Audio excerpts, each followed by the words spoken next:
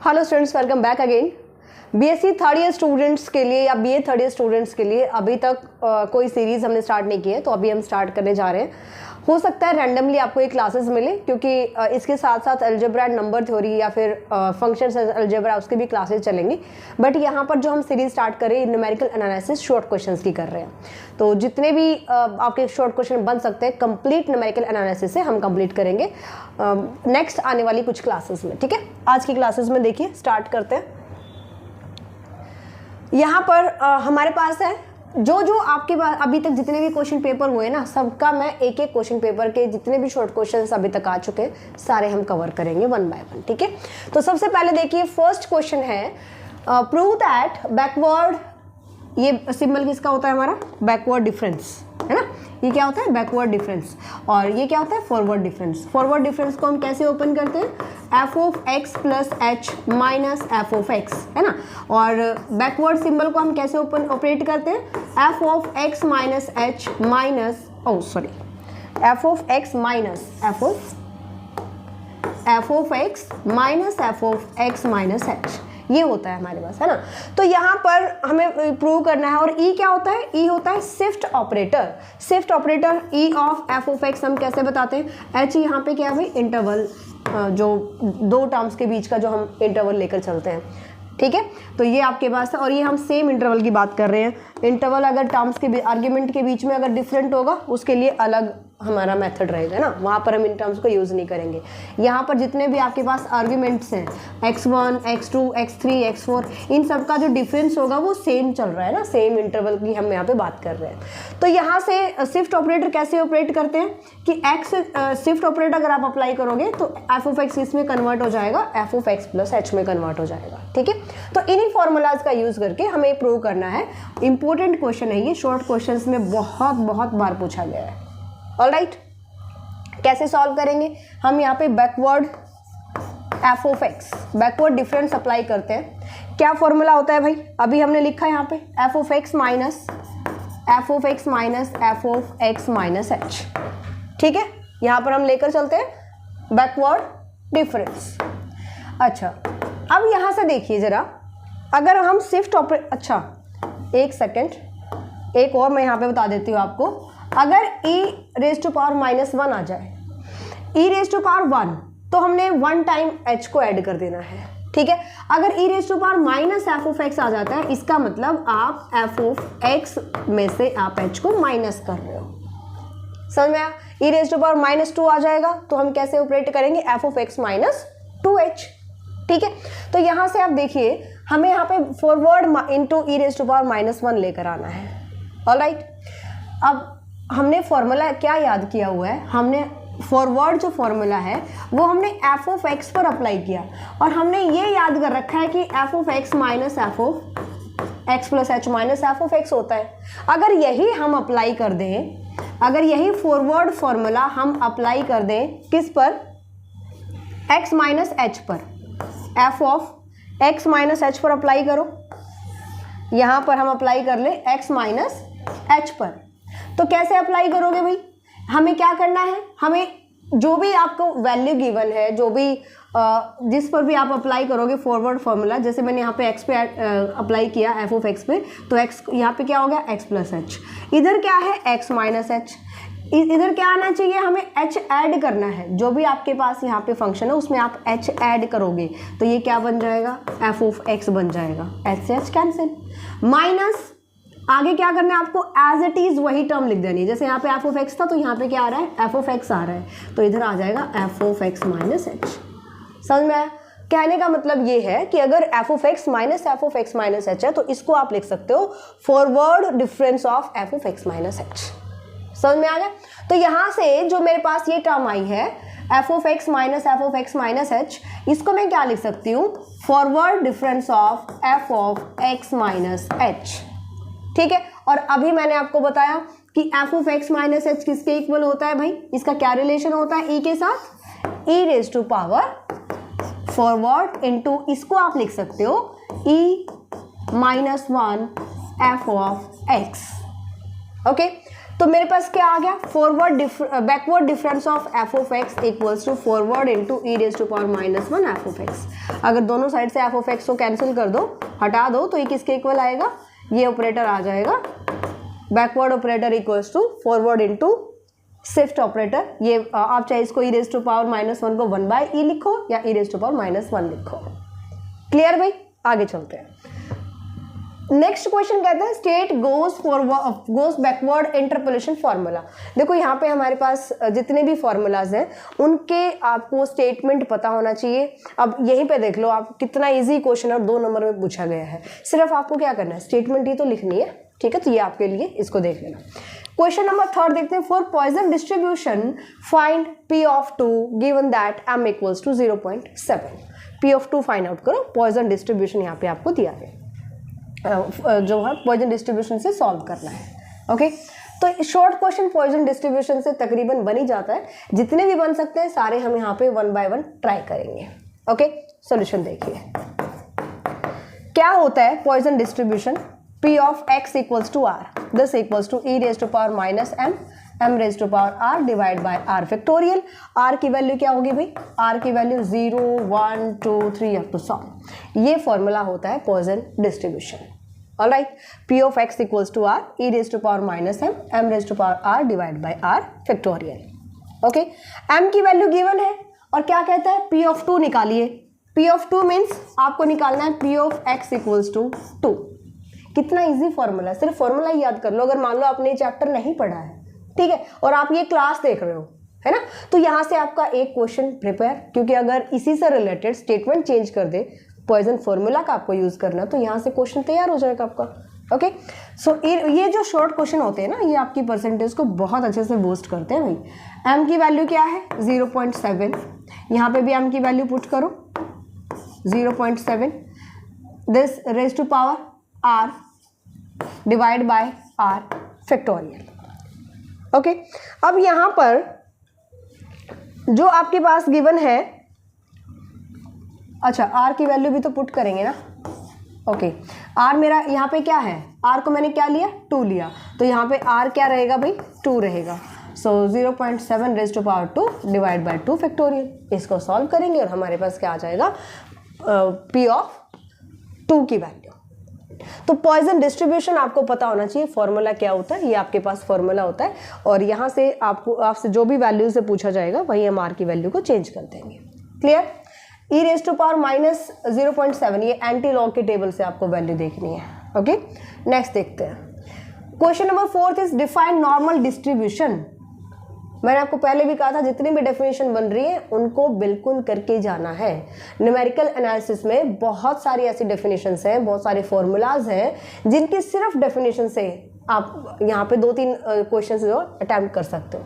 अब देख ही लो, अब यहाँ पे गोस बैकवर्ड आ गया था, नॉर्मल डिस्ट्रीब्यूशन आ गया। चैप्टर नहीं कर रहे हो कोई बात नहीं, बट डेफिनेशन यहाँ पे करके जाना, डिफाइन यहाँ पे आपको पता होना चाहिए कैसे करना है। तो क्या होता है भाई, अ continuous random variable x is said to have a normal distribution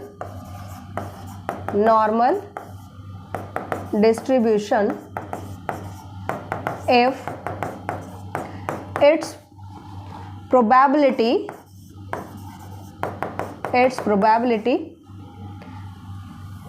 density function is given by। अब ये क्या चीज़ है, डिटेल से क्या है, इसके लिए आपको कंप्लीट चैप्टर करना पड़ेगा, है ना। बट अगर डेफिनेशन ओनली याद करना चाहते हैं तो बिल्कुल आप यहाँ से श्योर कर सकते हो अपना 1 question. So F of X equals to 1 by नीटा into √2 pi into E raise to power minus half X minus mu divide by नीटा स्क्वायर। एक्स की वैल्यू कहाँ से कहाँ तक लाई करती है, माइनस इन्फिनिटी से इन्फिनिटी तक लाई करती है। अब यहाँ पे बताओ म्यू और नीटा क्या है, वेयर म्यू एंड नीटा आर मीन। म्यू किसको रिप्रेजेंट करता है, मीन को रिप्रेजेंट करता है। नीटा क्या होता है भाई, standard deviation. and standard deviation of probability distribution, तो इस टाइप से आपको कंप्लीट डेफिनेशन बतानी है, ठीक है। तो ये आपके पास है नॉर्मल डिस्ट्रीब्यूशन। नेक्स्ट देख लेते हैं, evaluate 0 to 6 dx by 1 + x² by Simpson rule. Simpson rule क्या होता है, कैसे हम सॉल्व करते हैं, तो पहले हम सिम्पसन रूल ही लिख लेते हैं। बाय नेम है तो सिम्पसन रूल्स क्या होता है भाई। अब हमें स्टेटमेंट गिवन है 0 to 6 dx बाय 1 + x²। अगर इसको ओपन करेंगे so this becomes h/3 into y0 + y6 + 4 time y1 + y3 + y5 + 2 time y2 + y4, ठीक है। ये आपको सॉल्व करना है।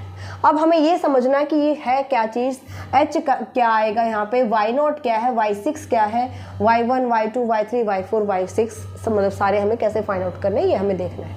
यहाँ पे देखो f(x) क्या है, हियर f(x) इज 1/1 + x², ये गिवन हमें f(x), ठीक है। x की वैल्यू जो हमारे पास है वो है 0 से 6, इंटीग्रेशन के लिमिट्स क्या है 0 to 6। तो एक टेबल हम फॉर्म कर लेते हैं, यहाँ पर हम लेकर चलते हैं भाई। ये हमने लिया x, ये हम ले लेते हैं y, ठीक है। यहाँ पर x की वैल्यू है 0 1 2 3 4 5 6, ऑलराइट। ये आपके पास वैल्यूज गिवन है। जो आपके पास x की वैल्यूज है यानी आर्ग्यूमेंट्स जिसको हम बोलते हैं, ये क्या हो जाएगा x0 x1 x2 x3 x4 x5 x6। इधर y की वैल्यू निकालिए, कैसे फाइंड आउट करोगे, यहाँ पर आप x को 0 पुट करो, y की वैल्यू निकालो। x को 0 लिया y1, ठीक है। आगे चलते हैं, x को हमने 1 लिया, y इज 1/2 यानी कि इसको आप लिख सकते हो 0.5। जब x को हम 2 लेंगे तो वैल्यू आएगी आपके पास 0.2, 3 पुट करोगे यहाँ पे तो वैल्यू आएगी 0.1। Next is 0.05। अच्छा, कई बार बच्चे पूछते हैं मैम हम कैलकुलेटर यूज़ कर सकते हैं, आप नॉर्मल कैलकुलेटर यूज़ कर सकते हो, साइंटिफिक कैलकुलेटर नहीं अप्लाई होता है, वहाँ पे अलाउड ही नहीं होता है, ठीक है। 8 5 और 6 पुट करोगे तो ये वैल्यू आएगी आपके पास 70। अब यहाँ पर ये किसकी वैल्यू थी x0 और ये किसकी हो जाएगी भाई y0, ये value y1 y2 y3 y4 y5 and y6, ठीक है। ये सारी वैल्यूज हमें मिल गई। ये वैल्यूज सिर्फ आपको इस फॉर्मूला में पुट करनी है। h क्या रहेगा यहाँ पे, h आप यहाँ पे लेकर चलोगे 0 to 6 इंटरवल को आपको डिवाइड करना है, ठीक है। 0 to 6 इंटरवल गिवन है, ठीक है। सो हियर जितना छोटा आप गैप लीजिएगा उतना ही, देखो 0 to 6 इंटरवल को आप 1 1 में डिवाइड कर सकते हो, 0 1 2 3 4 5 6।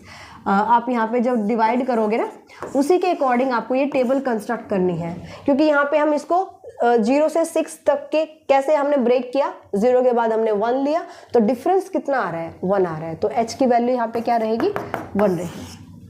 h यहाँ पे 1 हो गया, सबकी वैल्यूज मिल गई, सारे आपको आर्ग्यूमेंट्स एंट्रीज मिल जाते हैं और सबकी वैल्यू आप यहाँ पे पुट करोगे, सॉल्व करोगे तो ये आ जाएगा सिम्पसन रूल से जो वैल्यू आपसे पूछी गई है 0 to 6 dx by 1 + x²। Clear, आगे देखते हैं नेक्स्ट क्वेश्चन क्या पूछा गया है। Find the binomial distribution whose mean is 3 and variance is 2। ये मोस्ट इंपॉर्टेंट क्वेश्चन होते हैं, ये तो आते ही आते हैं, मतलब ऑलमोस्ट एग्जाम पेपर में देखा गया है। ओके, सो सोल्यूशन देखते हैं। लेट x बी बायनॉमियल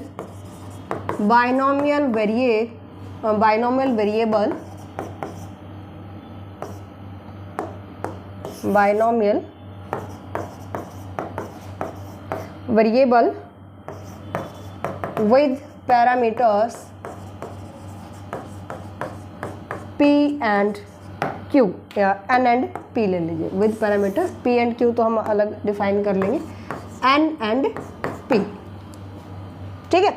यहाँ पे जो हमारे पास पैरामीटर्स होते हैं एन एंड पी, इसका मतलब ये होता है कि अगर आप मीन फाइंड आउट करते हो, नाउ मीन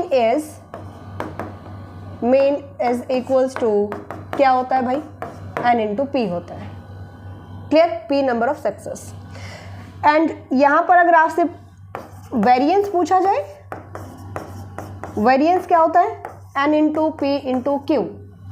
अब क्यू क्या है, अगर प्रोबेबिलिटी में हम यहाँ पे देखते हैं तो नंबर ऑफ सक्सेस, यानी कि जो आपको किसी भी कोई भी अगर आपको वेरिएबल गिवन है, आपको फाइंड आउट करना है तो नंबर ऑफ सक्सेस मिलती है, पी हम फाइंड आउट करते हैं। टोटल नंबर ऑफ प्रोबेबिलिटी हमारे पास क्या होती है, 1, 1 में से आप पी माइनस करोगे, आपको क्या मिलता है, क्यू मिलता है, यानी नंबर ऑफ फेलियर्स, ठीक है। तो यहाँ से मीन का फॉर्मूला होता है एन इंटू पी, वेरियंस होता है N into P into Q, ठीक है। डिटेल में आपको ये थोड़ा सा कर लेना चाहिए, क्योंकि आपको अगर ये क्वेश्चन तो खैर आप समझ में आ जाएगा, कर लीजिएगा, बट इसके जो लॉन्ग क्वेश्चन बनते हैं ना, यहाँ तक टॉपिक आपको करना पड़ेगा। 4th चैप्टर के साथ 5th चैप्टर 20-25 पेजेस आपको करने पड़ेंगे, उसमें ये आपका सारा बेसिक इसका इंक्लूड हो जाता है, ठीक है।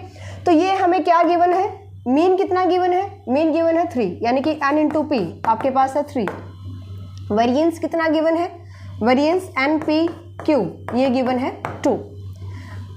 हम फाइंड आउट कर सकते हैं क्यू की वैल्यू, डिवाइड कर दीजिए दोनों को। So N P Q divide by N into P equals to 2/3। N P से एन पी कैंसिल, यानी क्यू की वैल्यू आ गई 2/3। यहाँ से आप पी की वैल्यू निकाल सकते हो, क्या होता है 1 माइनस क्यू। क्यों, क्योंकि जब आप number of success plus number of failure बनाते ऐड करते हो तो आपके पास 1 आता है, ठीक है। तो यहाँ से पी की वैल्यू मिल जाएगी हमें 1 माइनस 2/3, क्या मिल रहा है 1/3। तो P आ गया मेरे पास 1/3। यहाँ से आप जो बायनोमियल वेरिएबल होता है X जो होता है, P और Q मिलने के बाद निकाल सकते हैं। So here P equals to 1/3, Q आ गया मेरे पास 2/3। एंड यहाँ से हम N की वैल्यू भी निकाल सकते हैं। N कैसे निकालोगे, NP इक्वल्स टू 3, यहाँ से वैल्यू पुट कर दो। So N into P is 1/3 equals to 3, means N आ गया आपके पास 9। अब हमें निकालना है बायनोमियल, हमें फाइंड आउट करना बायनोमियल डिस्ट्रीब्यूशन। तो क्या होता है भाई बायनोमियल डिस्ट्रीब्यूशन,